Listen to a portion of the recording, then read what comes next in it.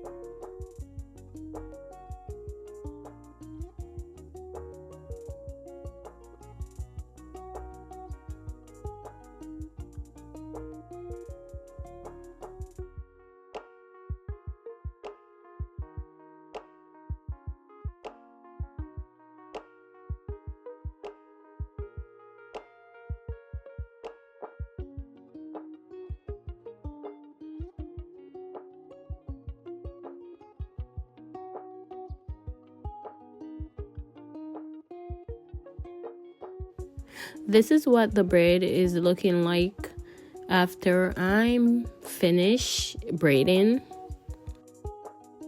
Now it's time to pour the hot water. Make sure you drape your client to protect the client's health and safety as well as the client's garment.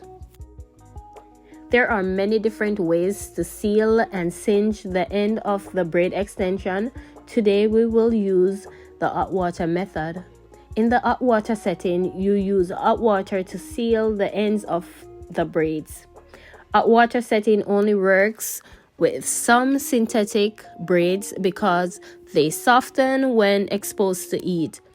To do this, heat the water in a kettle and pour it on the braids. However, be careful when handling the hot water as it can cause serious scalding when it gets in contact with any skin. I know you guys must be wondering, where is the water going? I have a bucket on the ground, so it's going directly into the bucket. Next, section your braids into parts so that it is easier to manage. Then with the kettle of hot water and a large rat tail comb, use a comb to hold the hair at a safe distance from the scalp. Pour water on one section of the braids. Ensure that they are well submerged. Hold them there for about 10 seconds. Repeat the process with the rest of the braids. When completed, dry with a towel. Cut off frizzy ends using a sharp scissors. Hair mousse for braids is the perfect finishing touch to all protective hairstyles because it holds and seals your braids in place and make them last longer. It also lock in moisture and help your hairstyle looking shiny. I like to apply my old spray right after my mousse. It's just a personal preference. It doesn't matter which way you apply it. It all works the same. Now I'm applying my silk do-rag so I could blow dry the hair and still hold it in place while I'm blow drying it.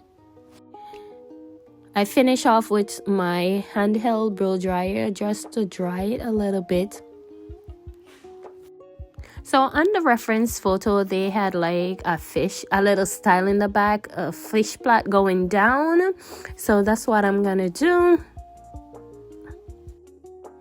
This part is optional. You could secure it with elastic bands, but I'm gonna secure it with my needle and thread.